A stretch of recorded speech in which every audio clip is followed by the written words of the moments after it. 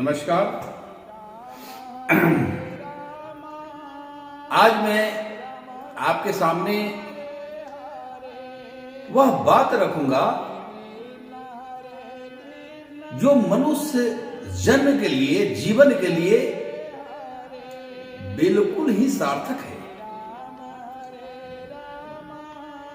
हमें मनुष्य तन मिला है, क्यों मिला है, इस पर हम अभी बात नहीं करेंगे। लेकिन अगर मनुष्य हम हैं तो हम कौन सा कर्म, कौन सा कार्य, कौन सा ऐसा ज्ञान अर्जित कर रहे हैं, जीवन जी रहे हैं या कर्म कर रहे हैं जिसे मुझे भी लगे कि मैं अपने मनुष्य जीवन को सार्थक कर रहा हूं। बिना अनुभव अगर कोई भी आध्यात्मिक आदमी इस बात की घोषणा करता है तो उसके आचार, विचार, बात, व्यवहार से हम आराम से इस बात को समझ सकते हैं कि यह व्यक्ति कैसा है। ये जगत अच्छा है, बुरा है, मुझे नहीं पता।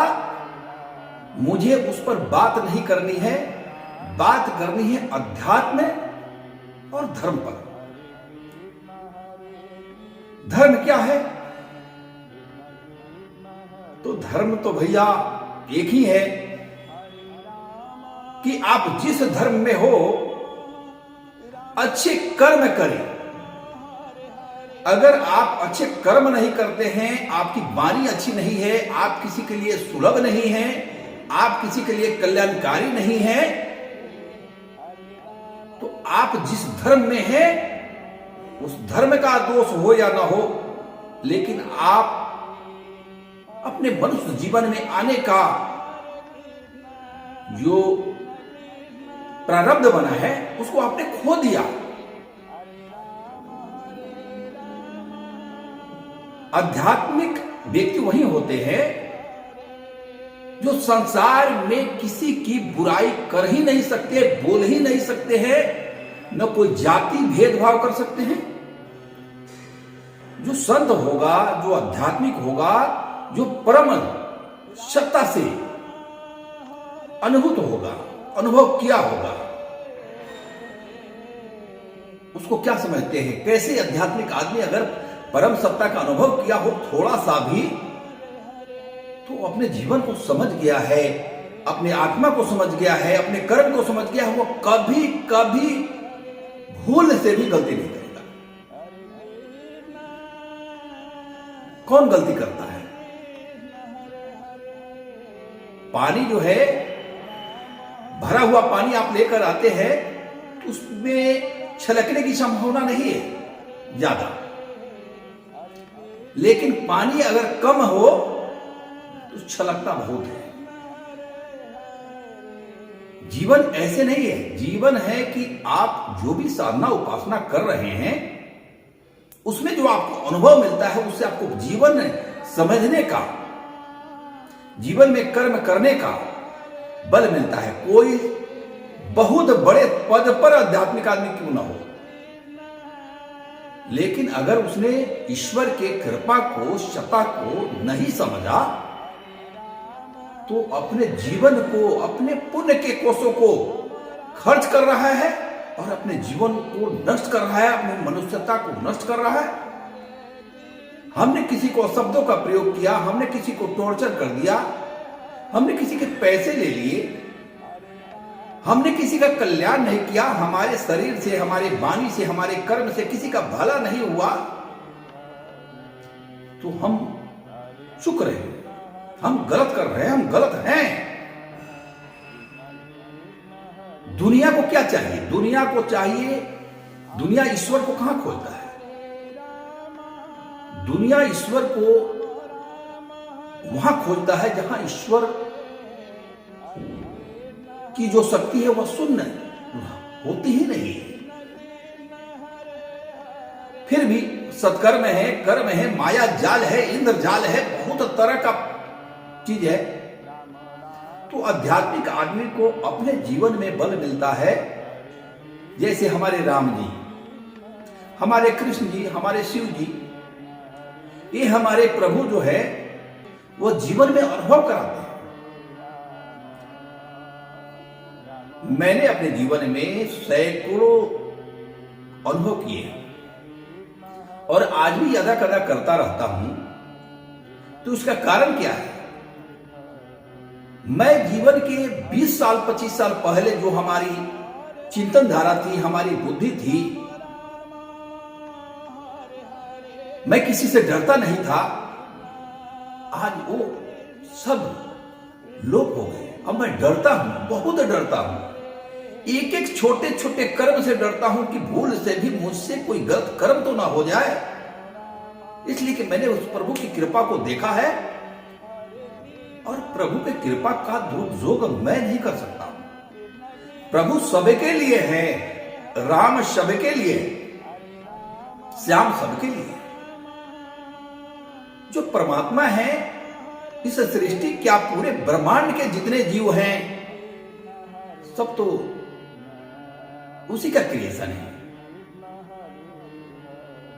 तो भला इस पृथ्वी पर आकर हम अपने मुक्ति की तलाश में आए हैं, अपने प्रारब्ध को भोगने आए हैं, अपने ऋणा बंध से मुक्त होने आए हैं, न कि हम द्वेष, घृणा,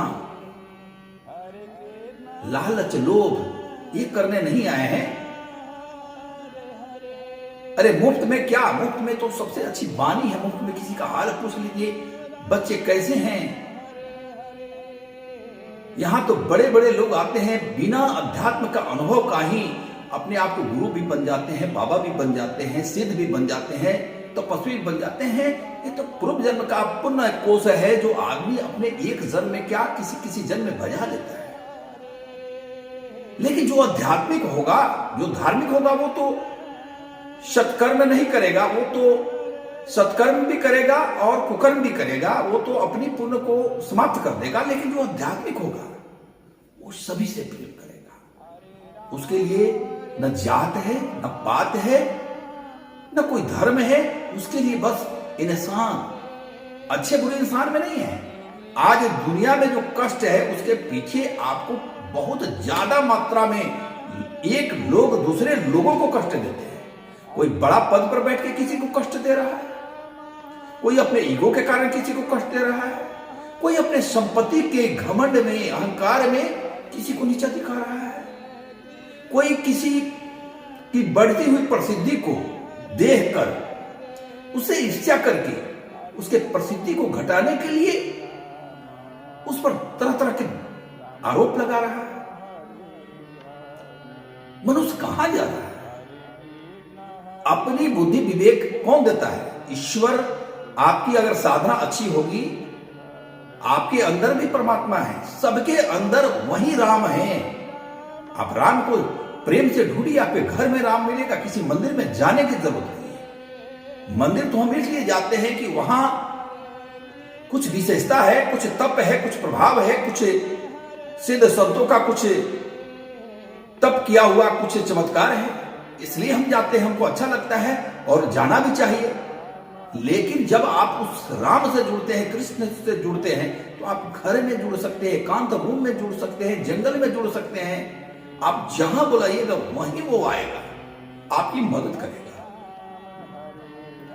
वीडियो थोड़ा लंबा होगा, लेकिन मैं एक बात बताता हूं कि सनातन धर्म में इतने शक्ति हैं कि अगर किसी की गरीबी हो तो गरीबी दूर हो जाएगी, किसी के रोग हो उसका निवारण होगा, किसी के जीवन में प्रारब्ध लिखे हुए हैं बहुत विषम, वो भी दूर होंगे, बशर्ते हम सच्चे रूप से सही गाइडलाइन में अगर तप करे, तपस्या करे, जप करे, पाठ करे, तब हम तो चाहते हैं कि कोई बाबा हमको दे दे, सब चीज मुफ्त में मिल जाए।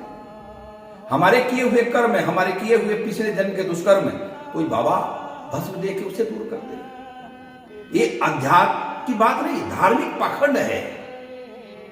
लोग को इतना स्वार्थी जो होते हैं ना, इसलिए ईश्वर बहुत दूर हो जाता है।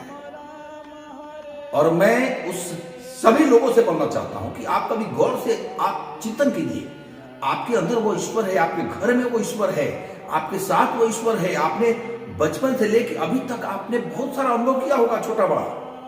आप पूजा पाठ नहीं भी करते हैं तो आपको लगा होगा कि कोई शक्ति है जो हमारी मदद कभी की। तो सोचिए कि जरा दिल से अगर आप उसे पुकारे, उसका चिंतन करें, तो क्या आपका मदद नहीं करेगा? आदमी को कर्म आदमी बनना चाहिए, कर्म करना चाहिए, सच्चे कर्म करना चाहिए। लोभ में, लालच में, ईर्ष्या में न किसी को दुख दे, न किसी के जीवन में निराशा लाए, अपमान लाए।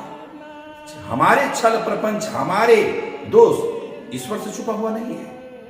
इतने घमासान आज के समय में पूरे भारत या पूरे विश्व में जो चल रहे हैं, इसके पहले भी मैंने भविष्यवाणी की थी। एक कलयुग का बहुत घोरतम समय चल रहा है। मैंने रुद्र शिवा उपन्यास में पहले ही लिख दिया था, 2-3 साल पहले पूर्व में मैंने लिखा था कि 23 आदमी, 23 व्यक्ति इस धरा पर इस 50 सालों में रहेंगे अध्यात्म को सुरक्षित रखने के लिए। ये सब दिव्य विभूतियां हैं, लेकिन क्या है, हम तो आपस में ही इतने उलझे, इतने वाद विवाद, इतने सब कर रहे हैं। एक आदमी अगर आध्यात्मिक हो, जिससे किसी देवी देवता इष्ट का कृपा प्राप्त हो, एक झलक मिली हो, एक दर्शन हुआ हो, तो सबसे प्रथम वो प्रेमी हो जाता है। उसकी आंखों में प्रेम, उसकी वाणी में प्रेम, वो किसी का अपमान नहीं कर सकता है, किसी पर क्रोध नहीं कर सकता है, उसमें अहंकार बहुत बड़ा नहीं आ सकता है। वो कभी किसी को डांटेगा, अपने आप को कुछ साबित करेगा। संत और भक्त क्या करते हैं? हे ईश्वर, तुम ही हो, सब तुम ही करते हो, हम तो निमित्त मात्र हैं, कुछ कर ही नहीं सकते हैं। प्रभु, तुमने इतनी कृपा की, इतनी दया की, यही बहुत है। प्रभु, मुझ पापी पर हमेशा अपनी दृष्टि रखना, ऐसा न हो कि इस भवसागर में, इस कली में तुम मुझे छोड़ दोगे तो मेरा पतन होना निश्चित ही है। जो हजारों जन्म से मेरा पतन होता आया है, वह इस बार प्रभु मैं डूब ही जाऊंगा। इसलिए ऐसा आध्यात्मिक व्यक्ति का चिंतन धारा है। जो है ईश्वर है, जो है वही सर्वशक्तिमान है। हमारे राम से बड़ा, हमारे कृष्ण से बड़ा, हमारे शिव से बड़ा, हमारी जगदम्बा से बड़ा कोई नहीं है। साक्षात हनुमान जी कलयुग में हैं, लेकिन हम क्या करते हैं? धर्म के नाम पर जितनी धंधाएं होती है, धर्म के नाम पर जितनी बदनामी होती है, धर्म के नाम पर जितने दुनिया में कुकर्म होते हैं, मैंने जो देखा है अपनी आंखों से, मैं सुनी सुनाई बात को छोड़ दी, क्या दुनिया में हो रहा है। मुझे कभी कभी लगता है कि ये कौन सा पूर्व जन्म का ये पुण्य है या पाप है कि आदमी तो है, सब कर रहा है, कि भजन भी कर रहा है, कीर्तन भी कर रहा है, सब कर रहा है, लेकिन इसमें प्रेम नहीं आया, इसमें समझ नहीं आया कि प्रभु की जो कृपा है उसका हमको कैसे जीवन जीना चाहिए। तो इसी के साथ मैं आपको यह बताऊंगा कि आप सिर्फ एक दीपक जलाकर अगर श्री रामचरित मानस का पाठ करते हो, अगर रात्रि में सुंदरकांड का पाठ करते हो 9 बजे के बाद, अगर हनुमान चालीसा का पाठ करते हो, महीना 2 महीना पर एक बार हवन कर देते हो, आप साल में एक बार शिव का अभिषेक कर देते हैं बढ़िया से, अच्छा से, भगवती का कभी अर्चन कर देते हैं, गणपति का कभी दुर्वा से, कभी मंत्र से, कभी पुष्पांजलि से उनको अर्पण करते हैं, कभी हनुमान जी को लड्डू का भोग लगाते हैं, आपके जीवन में बदलाव होगा। कौन कहता है बदलाव नहीं होता है? आप सच्चे, हम सच्चे, तो भगवान सामने है।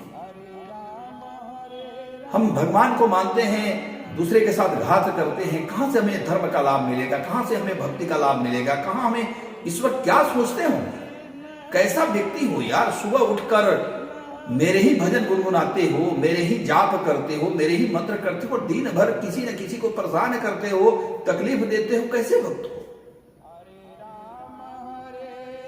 तो भक्त को, गुरु को ऐसा होना चाहिए कि प्रेम बांट दे, प्रेम बरसा दे, पूरे दुनिया में प्रेम बांट दे, बरसा दे, और परिस्थितियों के अनुसार काम करे। सब अधिकारी हैं, कोई बड़ा छोटा नहीं है, सब अपने ज्ञान के बल पर कुछ है। रसूदास, रसू बाबा जाति के चमार थे। उन्होंने भगवती का साक्षात दर्शन किया, मां कामाख्या का, जो थावे भवानी हमारे यहां है। और हथुआ राज पड़ता है। हम लोग सुनते आ रहे हैं कि रसू बाबा जाति के चमार थे, लेकिन अपने भक्ति से मां को बस में किए थे। मां उनको पुत्रोत मानती थी। और धान गेहूं का जो दौनी होता है, वो दौनी जो करते थे, तो शेर को बुला के, जंगल उस समय था वहां, शेर को बुला के और नागों का हार रस्सी के बदले लपेट कर उनकी प्रसिद्धि हुई। राजा को पता चला, हथुआ राजा ने कहा कि मुझे मां का दर्शन करा दीजिए। उन्होंने मना किया कि संभव नहीं है। लोग तो अपने देह पर जगदम्बा को रात दिन बुलाते हैं, मेरे देह पर काली जी आ गई, मेरे देह पर दुर्गा जी आ गई। ऐसा नहीं होता है। रसू बाबा ने कहा कि सरकार, महाराज, आप जिद न करें, आप तपस्या करें तो मां का दर्शन होगा। ऐसी मां का अगर दर्शन करते हैं तो आपके साथ भी अनिष्ट होगा, मेरे साथ भी। अधिकार नहीं है, मां का दर्शन बहुत दुर्लभ है। सहस्त्र सूर्य की प्रकाश जिनके एक नख में दमकती है, चमकती है, प्रकाशित होती है, वह मां के पूरे शरीर में, जहां सारे देवता खड़े रहते हैं हाथ जुड़े हुए, उस मां का दर्शन कैसे कराते? और रसू बाबा की बात को महाराज ने नहीं माना। और रसू बाबा उस राज में थे। वहां राज का कोई भी संत होता है तो जिस राज में रहता है उसके राजा का थोड़ा सा वो समझता है कि राजा का बात कैसे काटे। उन्होंने मना करने के बाद भी जब नहीं माने तो रसूल ने कहा कि ठीक है, आप नहीं मानते हैं तो मैं मां कामाख्या का आवाहन करता हूं।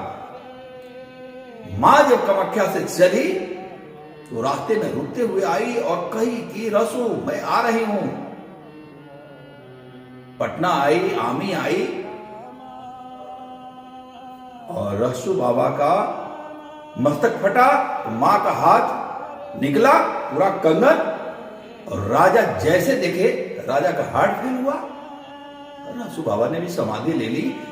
ऐसे अध्यात्म में नीम करेली बाबा से बड़ा हनुमान जी का कोई भक्तों का साक्षात हनुमान जी महाराज आपने जीवन में उठाकर देखी।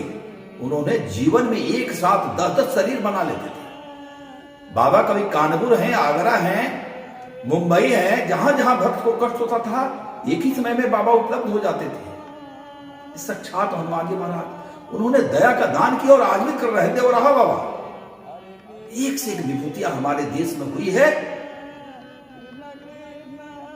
तो इनकी बातों को समझ के, इनके मार्ग को समझ के, अध्यात्म के मूल तत्व को समझिए।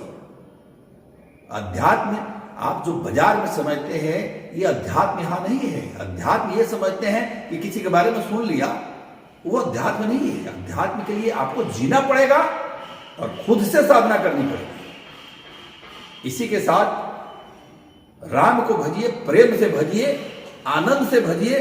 जो राम को भजा, जो राम को भजे,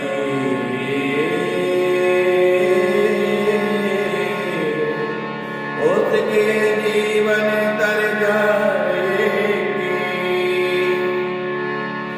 प्रेम से राम ही आते हैं, प्रेम से राम ही आते हैं। प्रेम बिना कुछ न आए, प्रेम बिना राम न आए।